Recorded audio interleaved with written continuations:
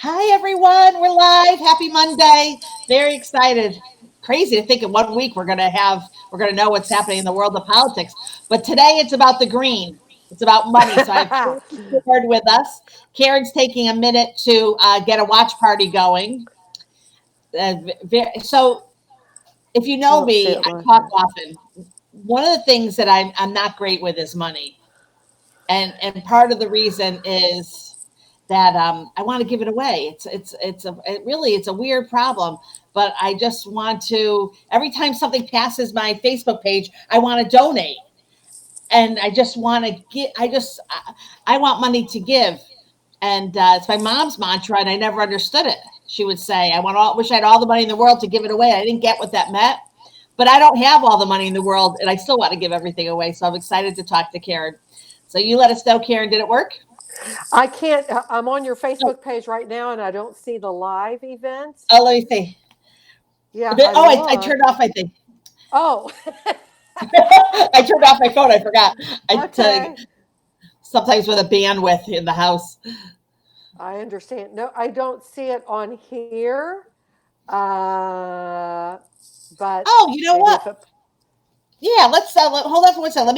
Let me go on. Hi everyone, this is fun. Let me go on my Facebook page and make sure. Do you want to follow me anyways? We'll be friends. Absolutely, I got you on here. Yeah, I'm So this following is like you. getting a cup of coffee, Karen. If you and Yeah. I met and we said let's get a coffee, I really wouldn't have time to run and wait. Hold on for 1 second. Oh, I see Okay. us live. Oh, we You already got see? Jeff Newman's in the house. All right, so I need to maybe make you my friend. I bet you that's key. Yeah, because I'm following So, you. oh, you are. Can you find? Okay, but it is there. So I'm wondering, can you request me to be your friend? Let's see here. And ADR. I'll say, Do you yeah, have I got. more than one Facebook page? Well, I've got No. one professional global etiquette and promo products No, guru. I'm on your personal.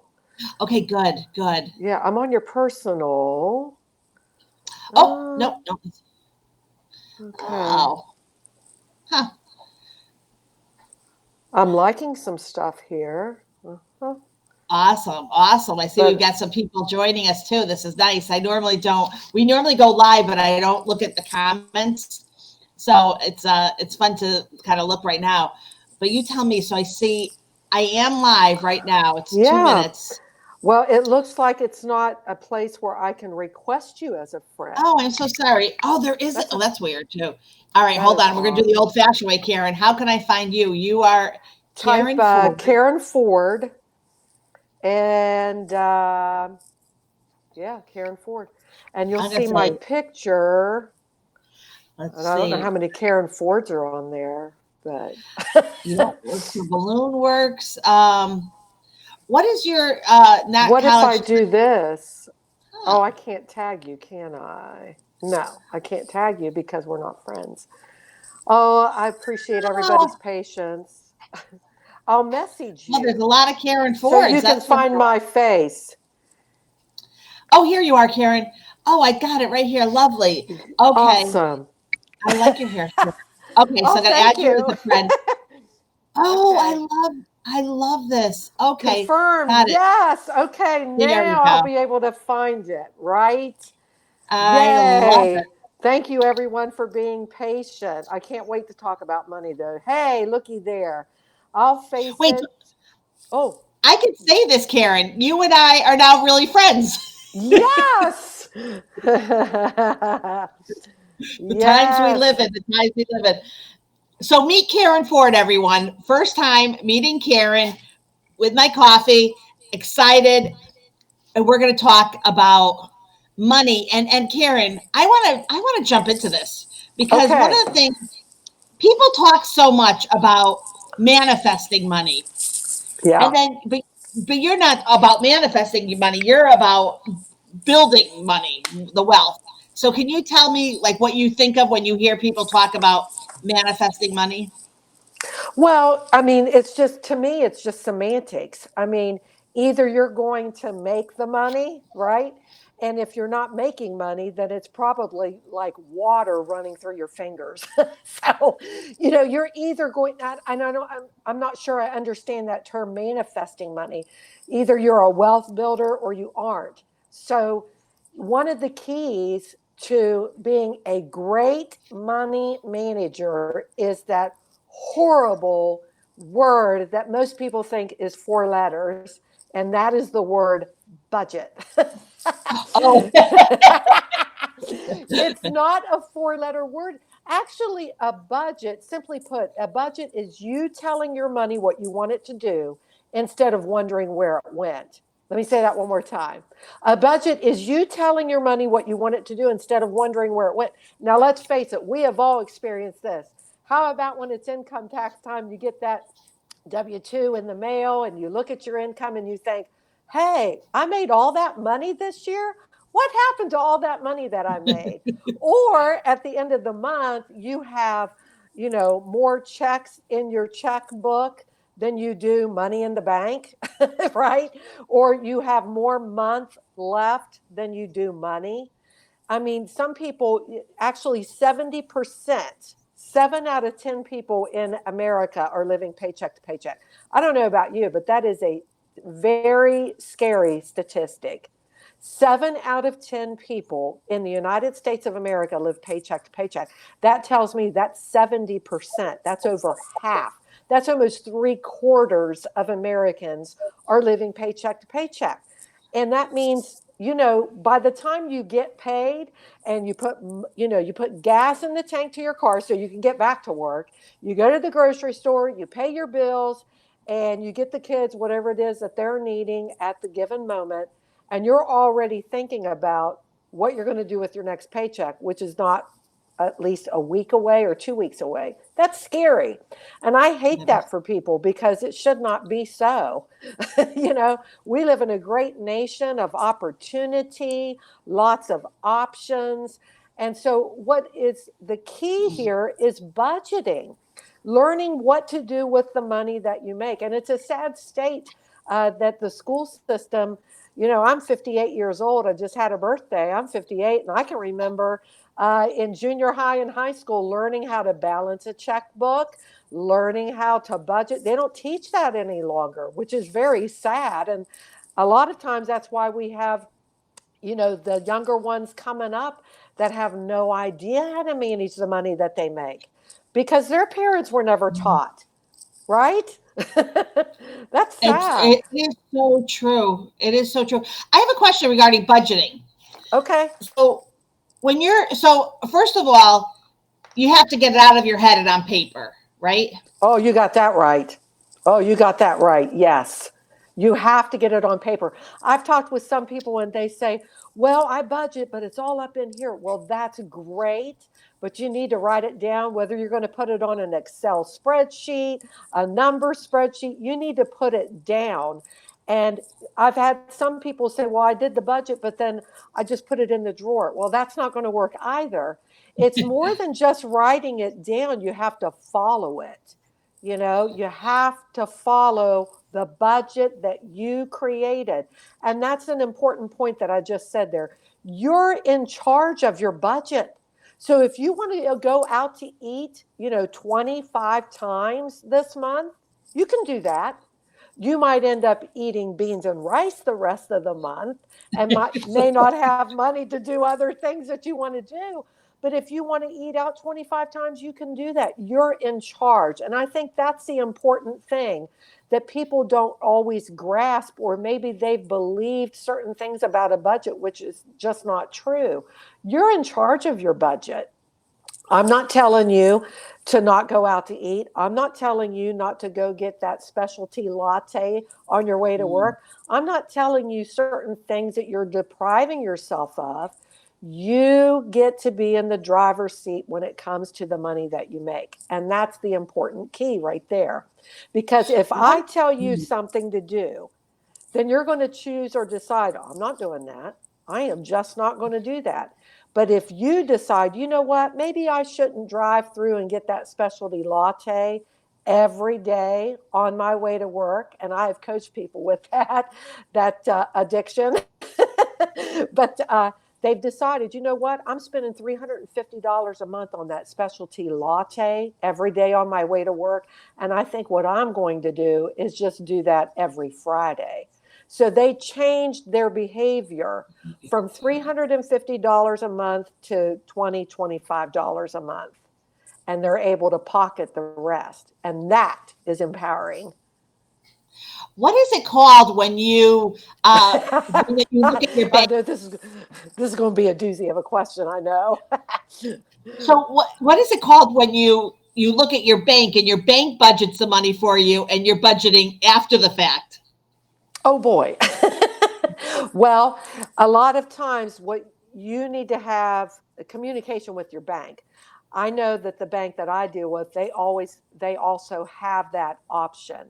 But I have to type in the particular numbers or the percentage, of my housing or whatever it is that you're needing to budget. You still have to be in charge of your money, not your bank, not your kids, not your neighbor, you're in charge. So you actually need to have some communication. And if you're in a relationship with someone, married, etc., then it's not just the one person that's in charge of the money. I've coached many married couples and I've asked this question, who should be in charge of the budget? And sometimes the husband will say, well, my wife should because she's really good with numbers, or the wife says my husband should because he should, whatever the reason is. Well, the point is both of you should do it. Both of you should do it because you're going to eliminate money fights. And that's an important thing if you're in a relationship. You Yeah. want to eliminate any question, and it can't be, well, you do the budget, you take care of it, and I'll be happy with whatever it is you decide. No, because you may decide later in the month that you want to do something. So that's an important aspect when it comes to budgeting money if you're in a relationship. And my husband and I have what we call she money. And what that is, and this is fun, that is you bring the money together, you take care of your utilities, whatever it is the budget is, right? Whether it's your car payment, house payment, rent, gas, utilities, tires on the car, whatever it is, and you decide that budget for the next month because next month's budget needs to be planned and determined before the first. You don't start a budget in the middle of a month. You start it before the month begins. And let's say, you have your take home pay and let's just pretend you have $5,000 coming in every month. And your budget to run your household is $4,000.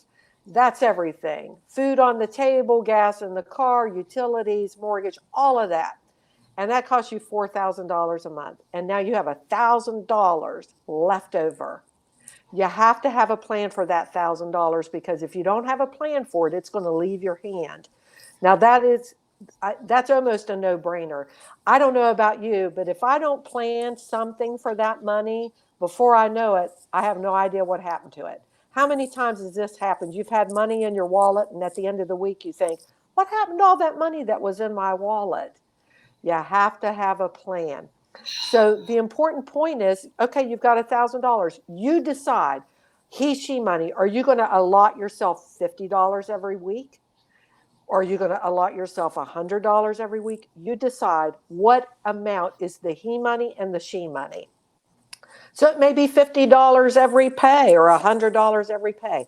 Here's the beauty of having she money, right?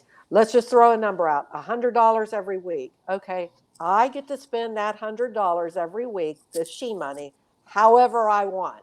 He gets to spend his $100 every week, he money, any way he wants.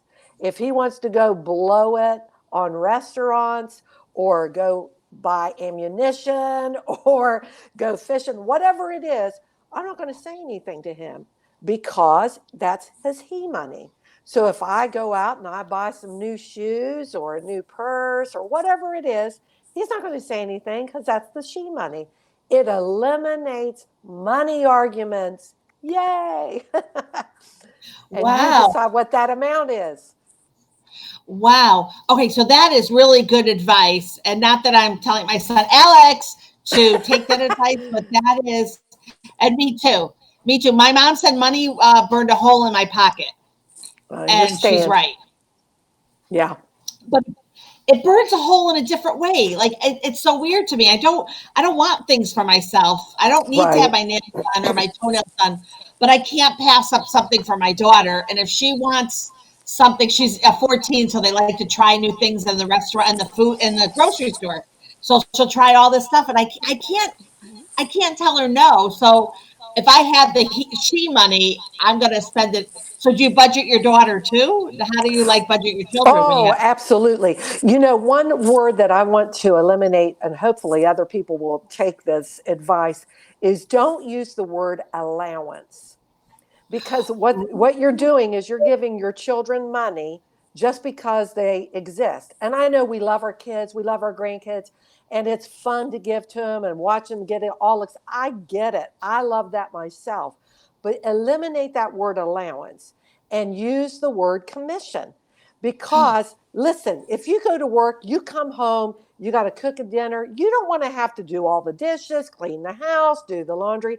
Hey, your kids live in that house. And because they're a part of the Ford home or the Smith home or the Barker home, okay, you're putting a roof over their head, you're putting food on the table, you're paying the utilities, all of that. Allow them to earn money. Why? Because this is going to build their self esteem. It's going to give them self worth. They're going to know their value. Hey, I did that. Right? So when I was growing up, I'm one of 7 kids. We never had an allowance. Mom and dad would assign us, okay, you do the vacuuming, you do the dusting, you boys go out into the garage, clean the garage. They gave us assignments. My brothers had to mow the grass, whatever it was. But we had an opportunity to earn money. Some parents decide to do a little board. They'll put it up on the refrigerator. Hey, if you mow the grass this week, you're going to earn 20 bucks. If you vacuum the carpet, you're going to earn 5 bucks. Whatever it is, you load the dishwasher, you unload the dishwasher, this is what you're going to get. How early can you do this? Hey, you can start with your children at 3 years of age. Is it going to be perfect? No. It's not going to be perfect, but they're going to learn, hey, if I work, I earn money. If I work, I earn money. That is an epic word today because we have a culture now with, and I won't throw all of them under the bus because not all of them are included in that, but we have a lot of young people that have taken upon themselves an entitlement mentality, meaning they're entitled to certain things just because. Well, listen, it's not a free ride. I mean, the government was never meant to be our, for lack of word, sugar daddy. I mean, we're not supposed to, we're supposed to be able to give to others, but if we are able bodied people and able to work, we need to work. It's going to actually make us feel good about ourselves. Now, if you have a household and you haven't done this yet, your kids might kind of buck the system a little bit, but you can transition that because you create the culture in your home. You create that. So 3 years old, yeah, they can fold little washcloths and maybe they can earn 50 cents. You decide the amount for whatever the task is, but that is going to be epic. Plus, you're not going to have to do everything when you come home from work. I can remember when I was maybe 10 years old, whatever, mom showed us how to turn on the oven, etc. And she'd have a note. Put that meatloaf in the oven at 4 o'clock at 350 degrees and put this on the stove at such and such a time. That way, she already had the things ready. We were able to do that. And we had assignments. You vacuum, you dust, whatever. That way, when she came home after working long hours, she was a school teacher. My dad worked as well. They, Parents are not supposed to do everything. And it's a reward for our kids to earn money by doing. So, to answer your question, yes, you can give your kids money, but let's put something with that money so they're earning it and lighten your load in the process. I do love that. And with my daughter, what I did was, so I had a woman come in and clean, and actually my daughter was like, she's not doing that great of a job. What are you paying her? And then we worked up a deal. We There you worked up a go. deal. But my daughter still doesn't understand the value of money. So Yeah. like when we, and it could just be a teenager, but I was talking to my son and we were talking about the same thing. Like, you go out and you buy delicious food from a restaurant, let's say, because I don't really make delicious food, but so you buy delicious food from a restaurant, and then like she'll grab it and then she'll leave it in her room and she won't put it Right. back. And my son said, I have a granddaughter who's a year younger than my daughter, so she's 13, and my granddaughter did the same thing. I guess they bought a big tray of lasagna, and then she went to eat it and left the whole thing out, so $30 ruined. How Ah, how do you keep ah, value of money? Like you could say, look at these sneakers are $40 and that's 2 hours of work, like whatever you say, right. but how does it stick? Well, one thing to note on that is she's she she may not completely understand the value or the value of money. So I think that if you start having her do some things, whether it's cleaning the house, whatever, this is how much you're going to earn. I'm not going to pay you by the hour. I'm going to pay you by the task. Oh, Because if you pay them by the hour, they can turn a half hour task into 3 hours because they're getting paid by the hour. So I don't pay by the hour, I pay by the task. And so that's a motivator for them to get it done. But then you also add on there, I'm going to look at these specific things. I'm not going to ask you to vacuum and you're not moving any of the furniture, and I'm going to know if you move the furniture or not. So there are certain things that to look at in that respect. Don't pay by the hour, pay by the task. And then what you may have to do is say, if you don't start doing this, you're at an age, what is she, 14 years old? You may have to say, listen, if you're not going to put the food back, then I'm going to have to start deducting your pay.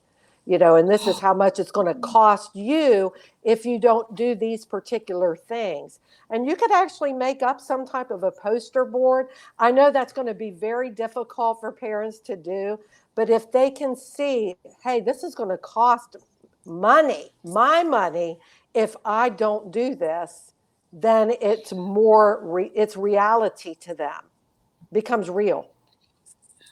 because I really believe, Karen, that and in doing these candid conversations, I'm pretty open and transparent, and so Right. obviously I'm not good with money. I mean, it's obvious that I'm not, and the problem really is not, nobody looks at me and says, oh my God, she's always wearing something new, and because I don't buy, I'm not into brand names, I don't, everything, nothing is branded out, I don't have to have Right. Evian water. My problem is I truly just want to donate everything I have. I want it to slip through my hands and give it to someone else. Everyone is more needier than I am, even though my family's like, what are you doing? Like, what is wrong with you? And I think I did get that from my parents. They were always so generous, and Right. when they went to eat, they always treated everyone. And I didn't know how to like ask, like how, I went to the protocol school of Washington to just try to even learn how to be able to fix that problem that I had. Because if you and I were going out to eat, I would, at the end, I want to pay for it because I would feel all uncomfortable. Even if you asked me out to eat and you're supposed to be treating me, it's a weird feeling. Well, What one is of the things that you're just saying right there, I'm not going to tell you to stop doing that. Your love language is giving. You enjoy giving. Does that fulfill you when you give? When you give to others? Okay, I don't know. I'm going to put a plug in here for a book I didn't write, but it's called The Five Love Languages. It's by Gary Chapman. And long story short, every person has a love tank on the inside. And what I mean by that is you get fulfillment by doing one or two or all five of these things. One of them is giving. What really stirs you up, makes you feel good on the inside, is you're a giver. Another thing is touch. Another one is words of affirmation or time or gifts. Those are the five love languages. So wow. you like to give. So I'm not going to tell you, oh, you can't give anymore, because then you're not going to get your love tank filled. You're going to not be able to express that. So what if you were to do this, Adrian? I'm not going to tell you you can't give anymore, but what if you allotted in your budget every month, I am going to give this amount each month. And you're allowing yourself to do that, but you're not going to allow yourself to overextend yourself or give more than what you have allotted. In other words, if you say, okay, for my budget this month, I'm going to give $100, and you keep track of that, whether it's buying a meal for someone when you go out to a restaurant, or you put something in the Salvation Army bucket, whatever it is, right? But then once you reach that particular amount that you allow yourself, you have to stop that month. And you could increase it the next month. You might decrease it another month, but you're still allowing yourself to have your love tank filled by giving. But this way, you're going to eliminate overextending yourself or eliminate a problem. Does that make sense? Is that something you Thank think you would be you. willing to do? Yes, thank you. That is Oh, great I lost your advice. sound. That is great I advice. can't Can hear you hear me now? you. Oh no. Oh, did you That is mute great yourself advice. accidentally? No, let me see Ah, something. Let me hide I don't know what myself. happened. I can't hear you. Okay, here Can we you hear me go. now? All right, there we go. All right. I can't hear Sorry you. about that. Can you hear me now? Wow. I can't hear you. Can you hear Okay. me? I just read your Wait, hold lips. on. I can hear you perfectly, but I can't hear you. That is so Okay, how about weird. Are we able to jump back on, you think? yeah, we Or yeah, let me let I me didn't let me mute get rid of you. hold I know on I for one didn't mute second. you. Let's see. Stream. Let's see. How about now? Nothing. I can't hear you. Shoot. Hmm.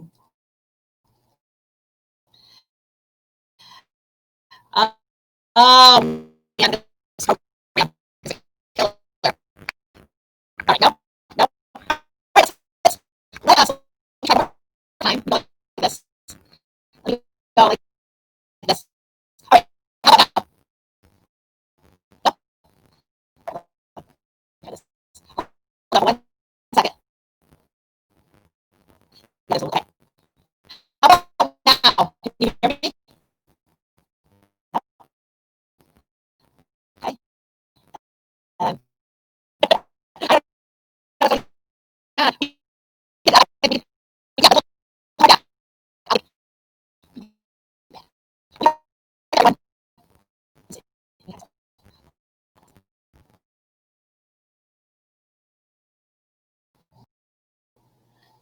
How did that work? Can you hear me? Now I can't hear you. All right. Sorry. I don't. Nope. Nope. Let me see what's going on. Let me try the Facebook. Let's see if we are on. It's crazy, right? That is the only thing with this app sometimes, the technology, and I know I'm not the only one. So let me go in and see what is going on and if we can be heard. Let me look. I'm just looking right now. Uh, so I'm sorry. I could be here. I could be heard. You can't hear me? Check. I don't know. All right. I'm going to toss us off for a minute and toss us back on. Shoot. Okay. Let me see. Let me stop streaming.